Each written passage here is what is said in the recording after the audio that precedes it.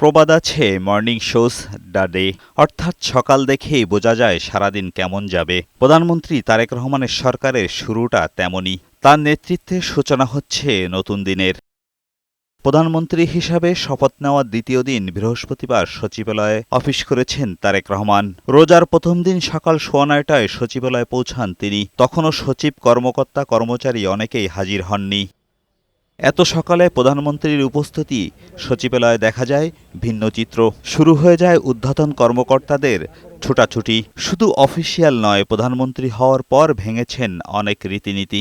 রাষ্ট্রীয় ব্যয় কমাতে চড়ছেন নিজের গাড়িতে, কমিয়েছেন নিরাপত্তার বলয়। 180 দিনের কর্মপরিকল্পনায় দ্রব্যমূল্য নিয়ন্ত্রণ, আইনশৃঙ্খলা পরিস্থিতি উন্নতি, দুর্নীতি বন্ধ, শিক্ষা, ব্যবসা বাণিজ্যে ছন্দ ফেরানোর উদ্যোগ নিয়েছেন প্রধানমন্ত্রী। এতে সরকারের উপর আস্থা বাড়ছে জনগণের। তারেক যে ঠিক মতন শৃঙ্খলাভাবে কাজ করে তাহলে জনগণের উন্নতি হবে। আমি একজন স্টুডেন্ট, আমি মনে করি যে সব দিক দিয়ে ক্ষেত্রে তারেক রহমান স্যার আমাদেরকে সহযোগিতা করবে। তারা বলছেন নিরাপত্তা ও জীবনযাত্রার মান বাড়ানোর পাশাপাশি অর্থনীতিতে ফেরাতে হবে সুবাতাস। সামনে তো আশা করি ভালো হবে, ভাইরা আল্লাহ জানে। 2 দিন আর কি বোঝা যাইব, আর কয়েকটা দিন যাক। সরকার 2 দিনের যে পরিকল্পনা নিয়েছে এগুলো দেখিয়া মোটামুটি ভালোই একটা আইডিয়া হয়েছে যে না, সরকার সামনে ভবিষ্যতে কাজ করবে। রাজনৈতিক বিশ্লেষকরা বলছেন ইস্তেহার অনুযায়ী সরকারের অগ্রাধিকার থাকবেই। মন্ত্রীদের কে কি করছেন সেটাই গুরুত্বপূর্ণ। ওনার গাড়িতে ফ্ল্যাগ থাকছে না, তাই ঘোষণা দিয়েছেন। গাড়ির বিশাল বহর থাকছে না, রাস্তা ওনার জন্য আধা ঘন্টা আগে থেকে বন্ধ করার কোনো প্রভিশন রাখা যাবে না। মানুষ যেমন জীবনযাত্রার সাথে উনি মিলিয়ে চলার চেষ্টা করছেন। ল অ্যান্ড অর্ডার এবং আইনের শাসন প্রতিষ্ঠা করা,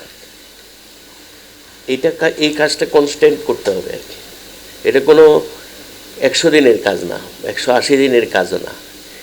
এটা 5 বছরের মধ্যে প্রতিনিয়ত এটাকে ইমপ্রুভ করতে হবে।